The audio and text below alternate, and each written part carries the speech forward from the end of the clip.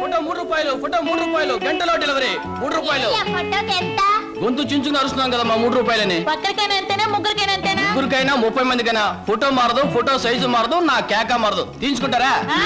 రండి.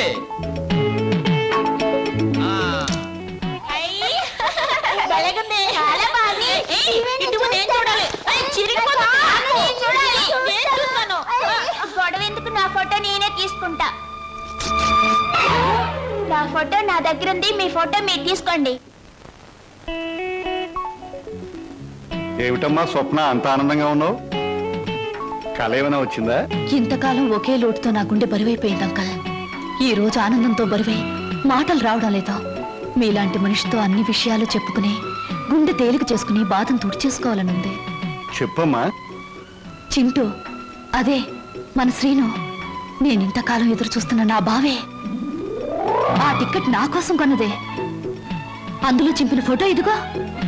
ఇంతకాలం నేను ఒంటరిదాన్ని అనుకున్నాను. ఒకేసారి ఎంతమంది నా వాళ్ళైపోయారంక. అలాగా? మరి మరి ఈ విషయం మన లక్ష్మి వాళ్ళకి చెప్పలేదేమమ్మా? నేను చెప్పొస్తాను. వద్దంకల్, ఈ విషయం బావకు మొదటిసారిగా నేనే చెప్పాలి. అంతవరకు మీకు తప్ప ఈ నిజం ఎవరికి తెలియకూడదు, మీరు కూడా ఎవరికి చెప్పకూడదు. చెబితే నా మీద ఒట్టు.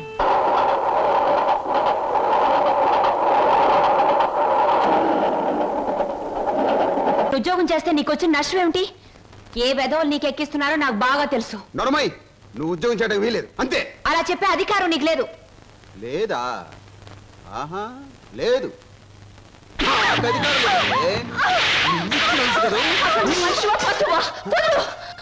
ఇప్పుడేమంటావు? ఆడదాని మీద చేయి చేసుకునే ప్రతి వెధవని ఏమంటారో నిన్ను అదే అంటాను. అక్క నేను వస్తాను.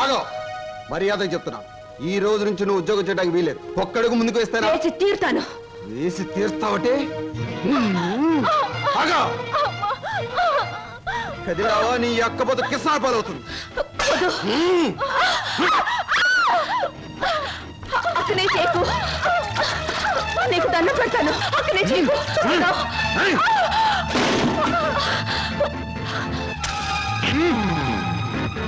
నువ్వా? ఎందుకు అయిపోయి నన్ను చేస్తున్నది వెధవ పని గనక, వెధవలు చేసే పని గనక. ఒక పేపర్లు అమ్ముకునే వారితో మాట్లాడాల్సిన అవసరం నాకు లేదు. రేపటి పేపర్లో నువ్వు ఆడదాన్ని తగలబెట్టావన్న వార్త కంటే నిన్ను నేను వెరగొట్టి హాస్పిటల్లో పడేశానన్న వార్త చదివే వాళ్ళకి చాలా బాగుంటుంది.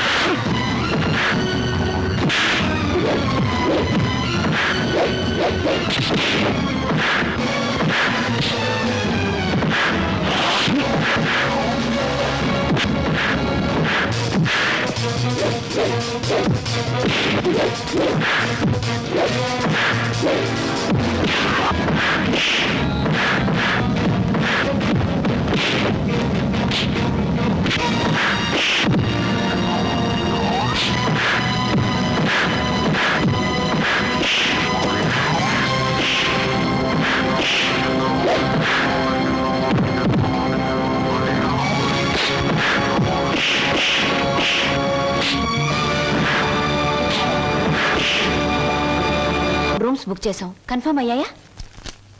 Okay madam, it's confirm. Thank you sir. అమ్మవాడే ఇక్కడ వేలాడుతున్నాడు. చెప్పండి, ఏం సాయం కావాలో చేస్తామా. నువ్వు? మేము చాలా పెండ్లి కొడుకు నేనే. అక్కడ తోశారు, ఇక్కడ పెట్టుకున్నారు. అవును, మొన్న మీ బావవాడిని పోలీసులు జీపులు ఇచ్చికెళ్తా ఉండారే, ఏమి తప్పు చేసి ఉండాడే? హరహరా!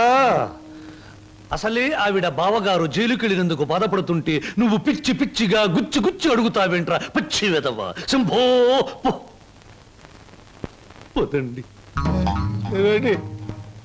ఆగండి. ఏమండి, ఇంతకీ మా బాధ ఏమిటో తెలుసా? మీ బావగారిని, అదే నా స్నేహితుడు ఎనిమిదాకుల వెంకట్రావుని ఆ డాన్స్ అబ్బాయి కొట్టి జైల్లో పెట్టినందుకు మేము బాధపడిపోతున్నాం. 2 రోజుల నుంచి నిద్రపోయిన 6 జాత మారేజ్ బ్యాగ్ పెట్టుకున్నారు మా బాస్. అయితే ఏమిటి ఇప్పుడు? నేను అడిగింది నువ్వు ఒప్పుకుంటే మనిద్దరం ఒక్కటే. అదే మీ బావగారిని జైల్లోంచి విడిపిస్తాను, ఆ తర్వాత ఈ హోటల్లో నీకు ఉద్యోగాన్ని ఇస్తాను. చిచి, ఈ హోటల్నే నీకు దానం చేస్తాను. అయితే నేను చెప్పినట్టు మీరు తప్పకుండా చేస్తారా? ఈ నిశాచరుడి మీద సాక్షిగా. చిన్నప్పటి నుంచి నా మీద ఒట్టేసిన వాళ్ళు అందరూ పోయారు. ఇప్పుడు చెప్పండి. మా బావని ఇంకో 10 సంవత్సరాల పాటు జైల్లోనే ఉంచండి. మా అక్క సుఖంగా ఉంటుంది. మీ రుణం తీర్చుకోలేం.